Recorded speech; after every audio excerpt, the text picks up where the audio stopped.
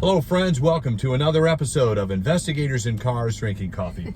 I'm your host, Mark Mernan, president of Complete Legal Investigations in West Palm Beach, Florida, joined once again by the lovely and talented Wendy Strom Mernan, licensed private investigator, certified paralegal, and want to give you a heads up here on some specials we're running on our website, theprofitablepi.com, theprofitablepi.com, where we have all of our business manuals, 7 business manuals available to you. Subjects top is investigative research procedures, investigative procedures, employee manuals, billing manuals, you name it, we've got it up there. Good stuff. And if you'll enter the discount code PPI23, that's PPI23, you can get 15% off any or all of the manuals available there, and that's for a limited time. So check us out at the good deal at the profitablepi.com. And today's topic today, we're going to talk about, do I really need business or liability insurance?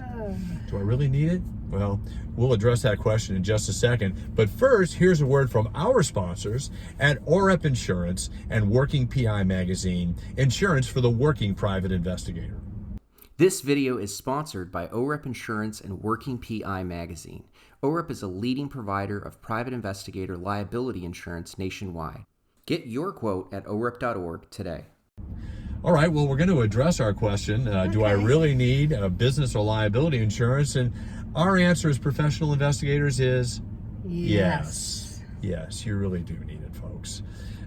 Yeah, it's just, you're running a business. Hopefully, if you're following the advice that you find in our manuals, or just listening to some of these videos here, you're probably in a position where your business is growing or you would like it to grow. And one thing I can tell you, in a litigious society like we are in, that we work in day to day, hello, this is what we do.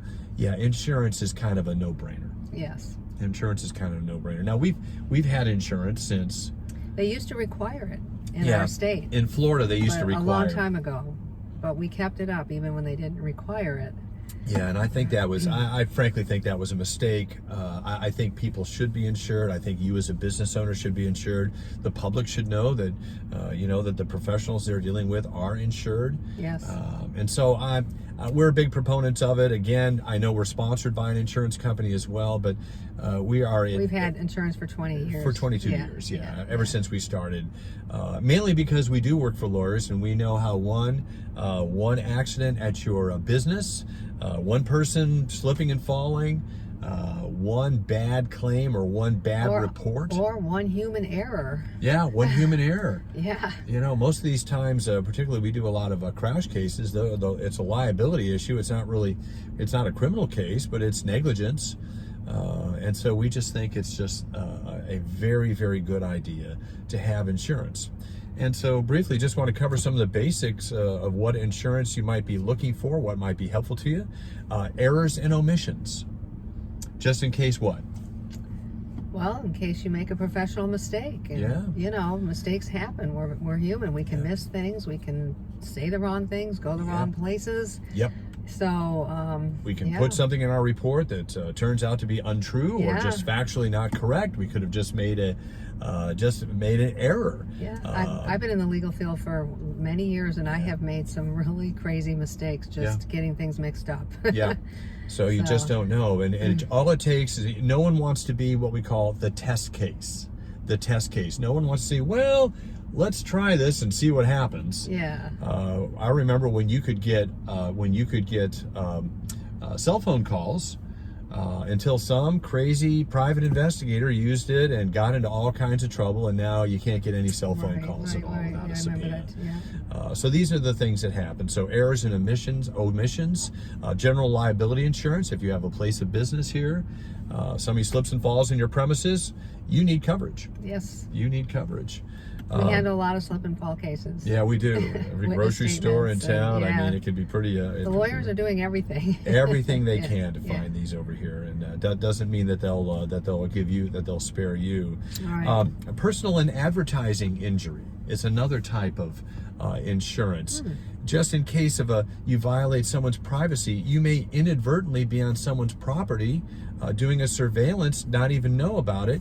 And someone could take you to court for a trespass or some kind of damage to a property. Knock over a mailbox during an investigation. You just don't know. Maybe going on someone's social media? Someone's social media over here, making some mistakes in that area. Slander and libel. Oh. Ooh, putting something into a report that gets released.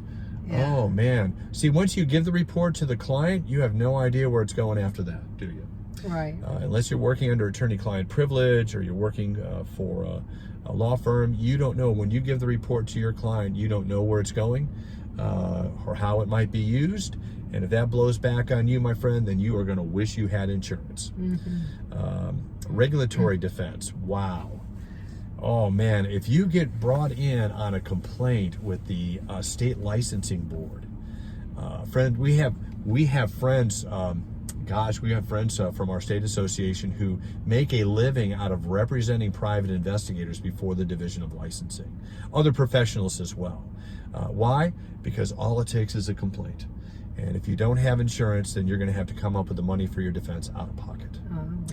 Yeah. So I guess that's kind of the basic. I mean, do we pay a whole lot? I mean, is it? No, I think it's not much at all. I think for a very good amount of coverage, it's about $800. So, you divide that by the month, and for the protection it gives you. For less than $100 a month. Yeah, it's way worth it. Yeah, you've got protection from lawsuits that you just don't ordinarily have available. And you're running a business. Business owners have insurance. Yeah, and if you've got employees in particular, yes, you often don't know what people are doing. Or subcontractors. You're responsible Employees for them or subcontractors as well. It can blow back on you. That's true. So how much should you have? How much coverage should you have? I don't know. I think that's up to you need to talk to the agent, and they can give you an idea how much you need. It has to do with your income and your assets, and we always take out $1 million, but if we have a larger, when we had a larger agency, I think we had a little bit more. I think now that we've kind of tapered things down a little bit, we have a little bit less, but we always have ample coverage, because oftentimes the fact is the attorney wants to go for the liability, the policy limits, right? And that means they're not going to come after you for whatever's left. Right. So it just makes sense to get a little more than you might need. Perhaps you can get by with a little less, but it's always good to have something. Yeah.